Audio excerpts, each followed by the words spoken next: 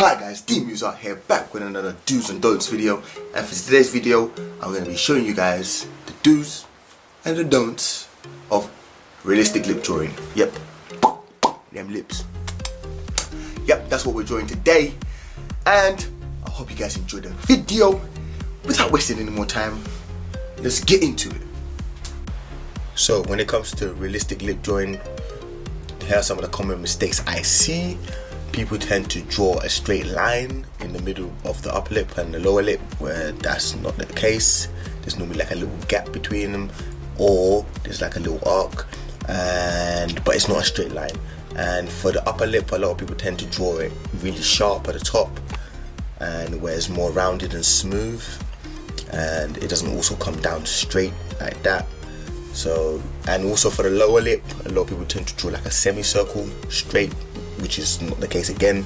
And when people color it in, they tend to color it in like a solid color, whereas there's a lot of cracks and stuff in our lips. That's just the way our lips are built up.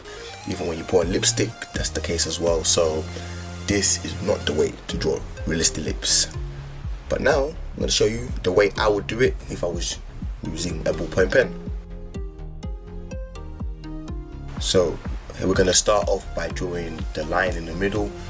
What you're going to do is go up slightly, and then once you get towards the middle, you have like a little slope, and then you want to do almost the same thing you did on the other side, going downwards.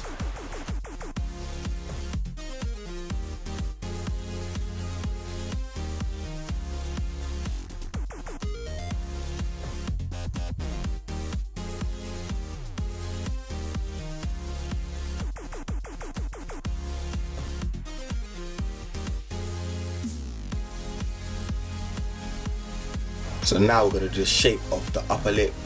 What you want to do is go up towards the center and then have like a little rounded shape, and you don't want to go that deep, and then come back up and then go back down again. As you can see the difference between the two. The non-realistic one, the slope is really deep, and then it comes back up really sharply again, and then goes back down sharp. There's no smoothness to it. Our lips are soft, and yeah, even when they're dry and crusty, they're still rounded, and you know what I mean. It's not sharp and cartoon looking. For the bottom lip, as you can see, I went down, and then there was almost like a straight line type thing, and I went back up. Again, notice the difference between the non-realistic one and the realistic one. There's a big difference. I haven't even shaded it in yet, and you can already tell which one looks more realistic.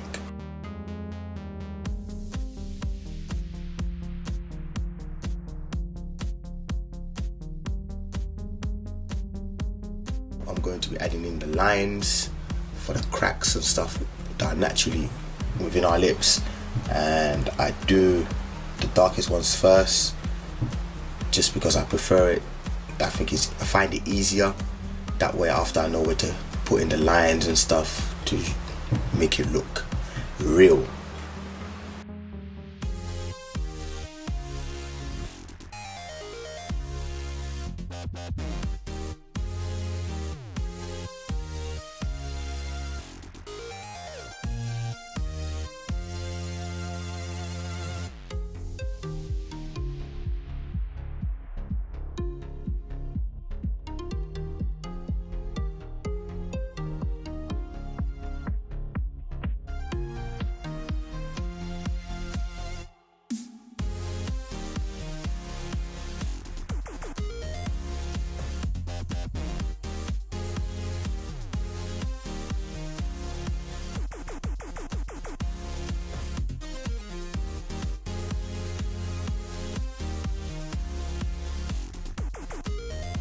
So the lines on the left hand side come towards the center, and then once you get to the middle, them lines go straight up, and then the lines on the right go towards the up. Here now on the bottom part, I'm kind of doing the same thing.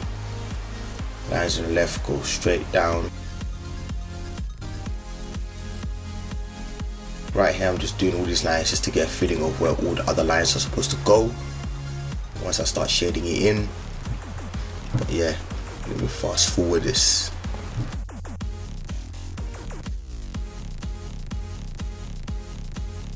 Okay, now that we've added in all the lines, the basic outline we did for the realistic lips, we're now going to shade it in. And the shading part does take some time, but I'm going to show you how I start, and I'm going to the motion that I'm repeating constantly throughout, and then I'll fast forward it, and then once I change to something else, I'll slow it down again.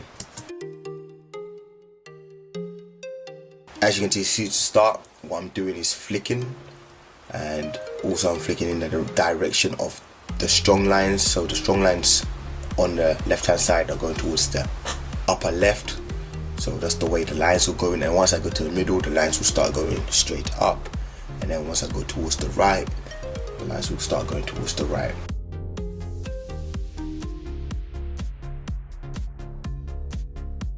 Now I've done the basic first layer for the upper lip.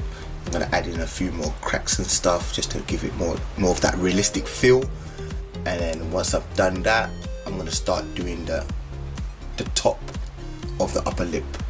So now it's time to do the lines of the top upper lip, and that way we're going to start from the outside and coming inwards, whereas when we start in the middle, the middle line of the lip is went upwards. This one we're going to go downwards.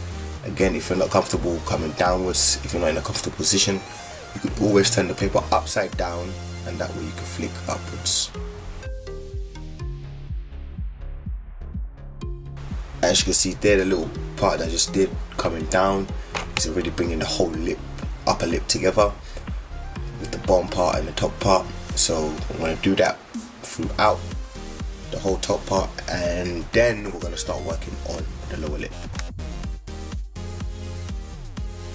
Now that we're just adding in the final touches of the upper lip, as you can see the difference between the non-realistic one and the realistic one. There's a lot of difference. And now we're going to add the same technique to the lower lip, but this way we're going to be going downwards most of the time until we go to the bottom part of the lower lip. We're going to go upwards, but here, as you can see in the middle, I'm just adding a little bit more darkness to it to show the separation between the upper lip and the lower lip. And now I'm just going to add in the same technique, lines at a time, almost flicking the paper, not too hard, not too aggressive. But the first layer, it doesn't really matter how sharp the lines look and how clean it looks, because it's the first layer. You're always going to work on top of it, so keep that in mind as well when you're doing this.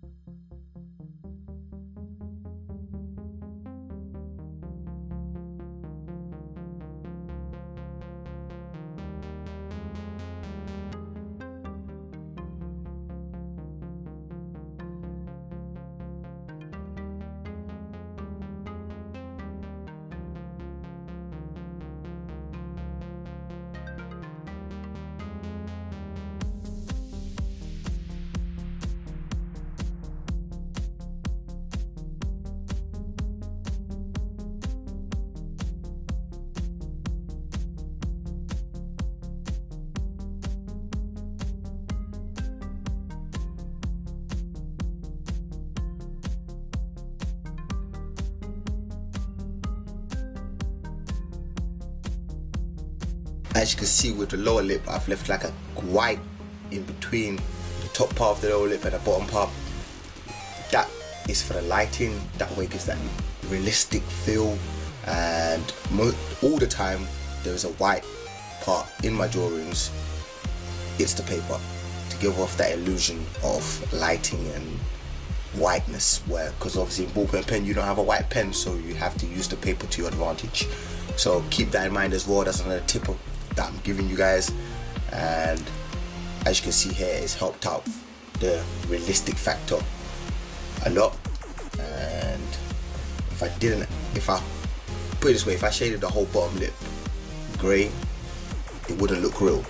The fact that I've left a little bit of white and the lines or the cracking, and it just made it look a lot better than it could have been.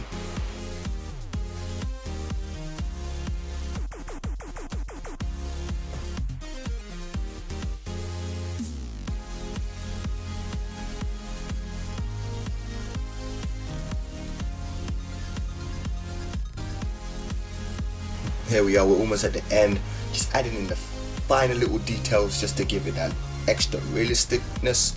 I hope you guys enjoyed the video, and yeah, let me know what you guys would like for me to do in the next do's and don'ts video.